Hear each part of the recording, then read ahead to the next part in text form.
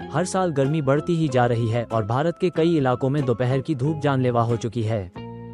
दुनिया में हर साल करीब 5 लाख लोगों की मौत गर्मी से होती है।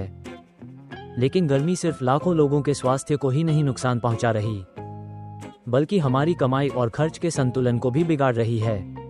भारत और इसके जैसे कुछ अन्य देशों को सबसे ज्यादा आर्थिक नुकसान हो रहा है। ऐसे में भारत क्या कर सकता है कि जलवायु परिवर्तन को धीमा किया जा सके और इससे होने वाले नुकसानों को रोका जा सके? दिनों दिन धूप तीखी हो रही है और गर्मी भी बढ़ रही है।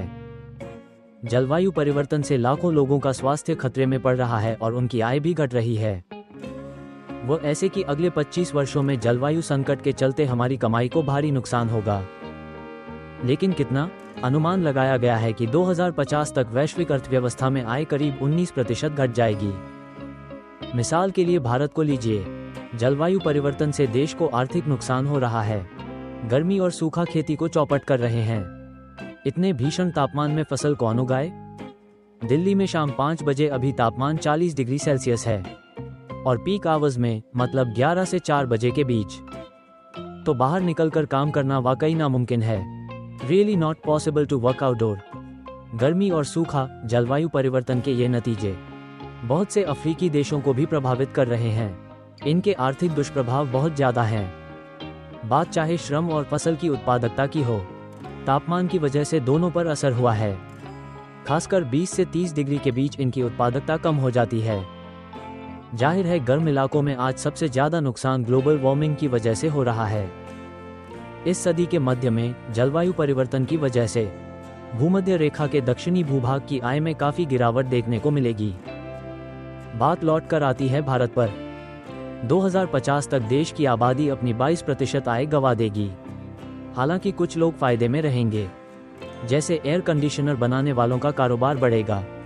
हालांकि इसके सामाजिक नतीजे होंगे, क्योंकि जितनी ज्यादा गर्मी होगी एयर कंडीशनिंग की जरूरत उतनी बढ़ेगी और ज्यादा से ज्यादा घरों में एसबड़ी लगेंगे। तो फिर समस्या क्या है?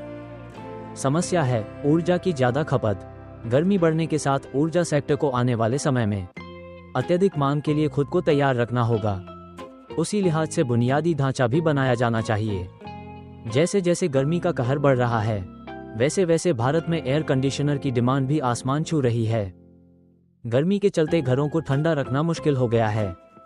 भारत का एसबड़ी मार्केट सिर्फ इसी साल 30% की दर से बढ़ सकता है। भारत सरकार का अंदाजा है कि 10 वर्षों के भीतर भारत में आधे से ज्यादा घरों में एसबड़ी होंगे। दुनिया के कुल एसी यूनिट को दोगुना करते हुए 2040 तक भारत में लगभग 1 अरब एसबड़ी और बढ़ जाएंगे।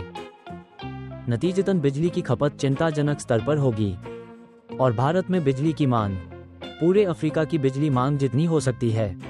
इस मांग का प्रमुख हिस्सा जीवाश्म ईंधन और कोयला ही पूरा करते हैं। इस बड़े जलवायु संकट को टालने के लिए भारत को जरूरत है अक्षय ऊर्जा को अपनाने की और बेहतर तकनीकों पर काम करने की।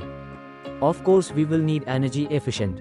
बेशक हमें कम ऊर्जा खपत वाले बेहतर एयर कंडीशनर चाहिए, तभी बिजली की मांग में कमी आ पाएगी। आज की गर्मी और आज की ऊर्जा मांग की तुलना में आगे बहुत ज्यादा मांग होगी। Demand in India. भारत ने एक नेशनल एक्शन प्लान बनाया है। अन्य चीजों के अलावा इमारतों को इस तरह से बदलना होगा कि वे तुरंत गर्म ना हो। नई इमारतों को पुरानी मॉडलों के लिहाज से ढालना होगा। भारत अक्षय ऊर्जा स्रोतों का विस्तार भी चाहता है, लेकिन ये काम काफी धीमी गति से चल रहा है। ये दुनिया और अगली पीढ़ी के लिए एक समस्या है, क्योंकि जलवायु संकट तो 2050 तक खत्म नहीं होगा, बल्कि तब यह और ज्यादा ही बढ़ेगा। दुनिया पेरिस समझौते को मानती तो नुकसान 20% के दायरे में रहता, काफी कम नुकसान होता। लेकिन भीषण गर्मी वाले हालात में ज्यादा नुकसान होगा, 50% के आसपास। अगर आप पहले नहीं मानते थे, तो अब जलवायु शोधकर्ता साबित कर सकते हैं कि CO2 न्यूट्रल अर्थव्यवस्था भले ही महंगी हो, लेकिन आय को होने वाले और ज्यादा नुकसान उठाने से तो बेहतर ही है।